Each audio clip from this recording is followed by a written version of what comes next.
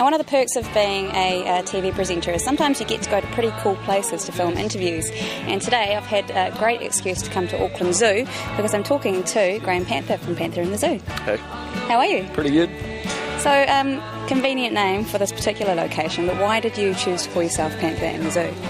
Well, my name is Graham Panther, and that is my actual born name. You don't have a middle name either, do you? I don't have a middle name. My parents figured not likely to be any other Graham Panthers in the world.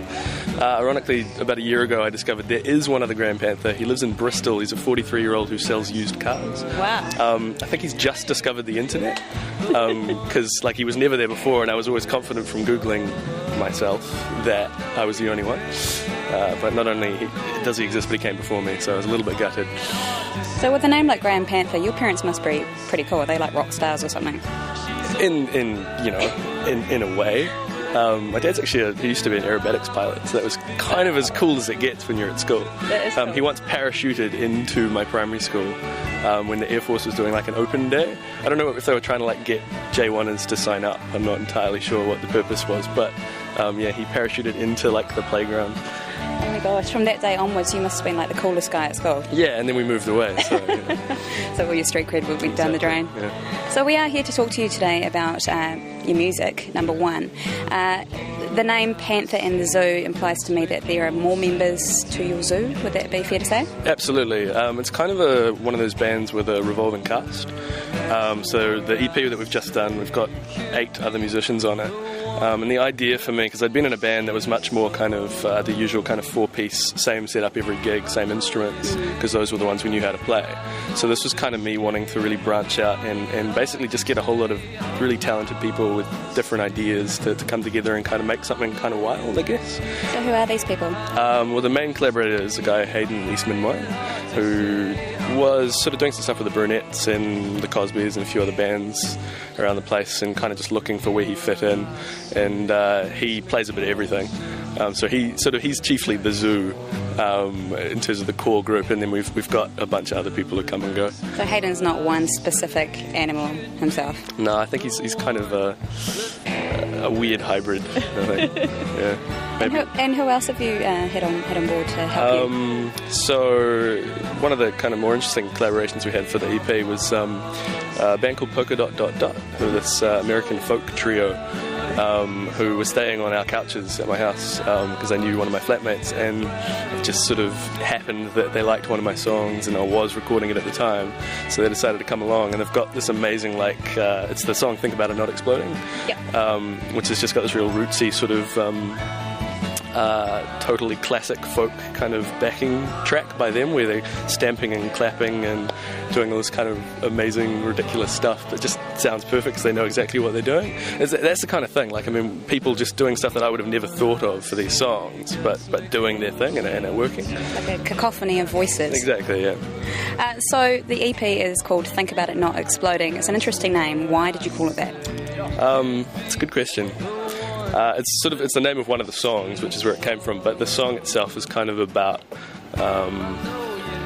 I guess it's about, which the whole EP is about, when you just think about stuff too much. I think a lot of my lyrics are obsessional in nature and trying to get at why it is that we as a species just can't seem to get past some really basic issues that we all share, like thinking about people too much, thinking about stuff that we don't want to think about, and then thinking about it more.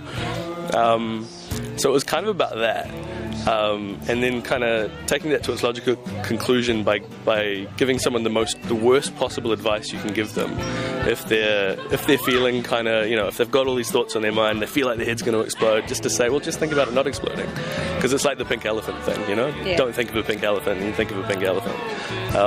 So I don't know, I like the ridiculousness of that as a piece of advice to give someone, because ultimately that's what we are. We are our ridiculous amounts of thoughts, and so why fight it? There's something which also comes across in your video for the song I Know Your Name. Who put that together for you? So that's by Sam Muirhead, who you might know. He did Brand New Maths video, Idiot Savant, and before that he did Surf City's video. It's a couple of Auckland bands. Surf City's video for Records of a Flagpole Skater, and he's a really interesting video producer because that's a shout out, because he has no real experience. Like, he's just done it, and it's really interesting working with him because he just does it and he's figuring out how to do it as he goes along. So yeah. So why? There it goes again. So why the moving letterbox? That was something I wasn't quite sure about. Okay. So the idea of the video is I'm